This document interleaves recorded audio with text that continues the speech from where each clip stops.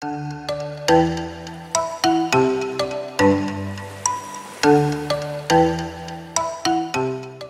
知道大家买车会不会或多或少有所谓的新车症候群呢？我个人这个现象算是蛮严重的。只要是新迁进家里的车不管是购买全新车还是整理过的二手车，我都希望尽量把车子刚出厂的样貌维持久一点。也因此这段期间的我呢，眼睛会变得特别大，耳朵也会超级灵敏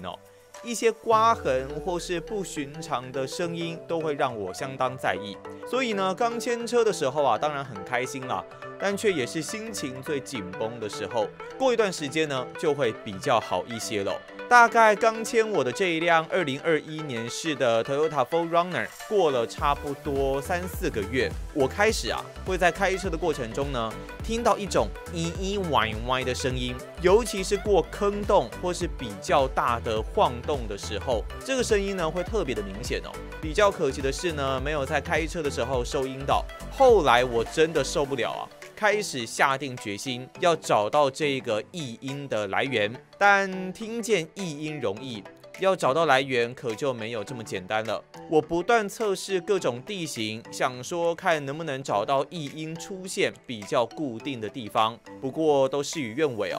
后来我决定直接在停好车的原地，开始用手动的方式去摇自己的车，才终于让这个奇怪的声音出现。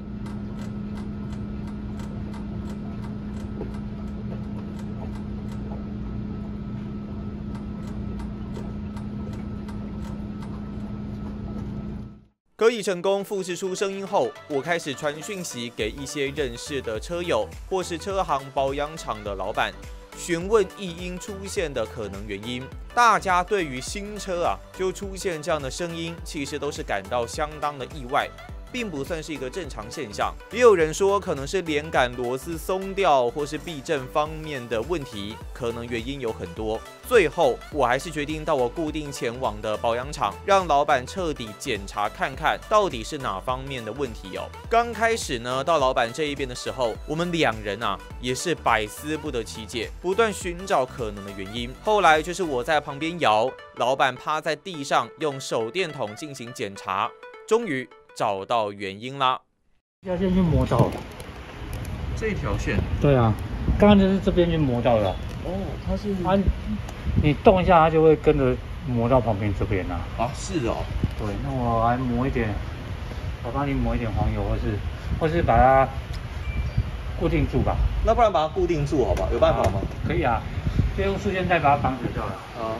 原来问题就出现在这一条手刹车线上面，不知道什么原因在车身剧烈摇晃的时候，手刹车线会与旁边的铁环产生摩擦，因而造成了这样的异音出现。最终老板先选择用一些黄油以及束带的方式简单固定线组，虽然似乎很难完全避免但确实让异音的音量以及出现的频率降低许多。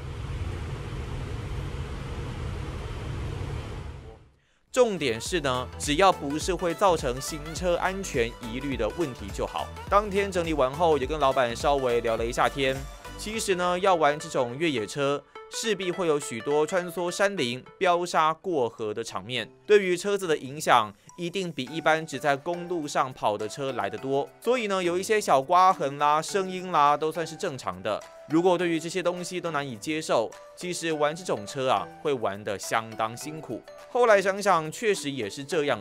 以前开的呢，大多是常见的轿车车型。对于这一类的越野车真的是第一次接触，也从来没有想过自己会开着这样的车穿梭崇德利滩，勇闯蓬莱林道。虽然真的有可能会对车子造成一些损伤，但累积到以前从来没有体验过的经验，也算是新的人生历练吧。简单来说呢，要玩越野车真的必须要放宽心。对于刮痕或是细小异状就不要太过在意啦，正面一点想，这也是他陪你征战大小场域的光荣印记吧。这支影片简单讲述了我发现异音并解决的过程，不知道大家的 Forerunner 有没有遇过哪一些其他的问题呢？欢迎可以在影片下方留言，或是到 Instagram 搜寻 Forerunner_Taiwan 私讯与我聊聊。我是 Ethan，那我们就下支影片再见啦，拜拜。